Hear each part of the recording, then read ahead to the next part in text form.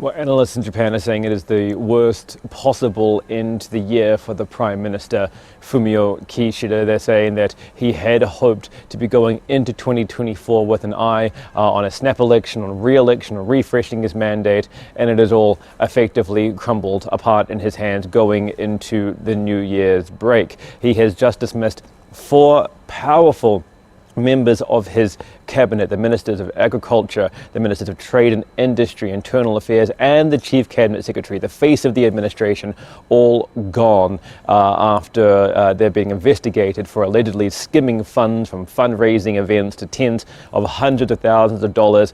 And this is only 2 months after he had reshuffled his cabinet. Now, the Prime Minister has tried to change his fortunes a number of times over the last 2 years. In 2022, he reshuffled his cabinet to try and address poor polling. That was during a time when a lot of his cabinet was linked to the, in Japan, now disgraced Unification Church. And that didn't improve his polling because throughout the last year, there has been a rising cost of living in Japan. The economy has been sluggish, the yen has been weak, people's wages have been stagnant, and throughout 2023, we've seen the approval rating for the Prime Minister fluctuate between about 23 to 30%, record low polling throughout 2023. So we saw in September another cabinet reshuffle as the Prime Minister tried to rejig or reshuffle his fortunes, so to speak, and that hasn't worked.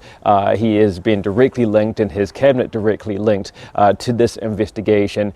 And we're seeing polls, a number of polls in Japan, which is seeing his approval and his cabinet approval rating at about 17%, 16%, 22%. His disapprovals going between 58 to 70%. So grossly unpopular. As how one expert described the Prime Minister to me. Now, this is significant because in about 9 or 10 months' time, in the second half of 2024, he is facing a renewal of his leadership of the ruling party, the LDP.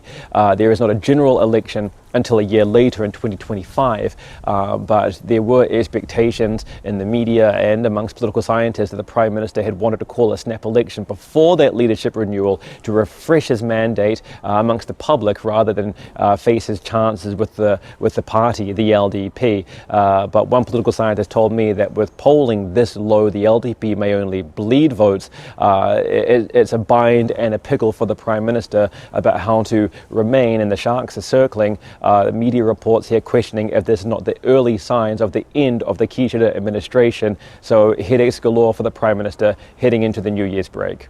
Chris Gilbert for SABC News in Tokyo.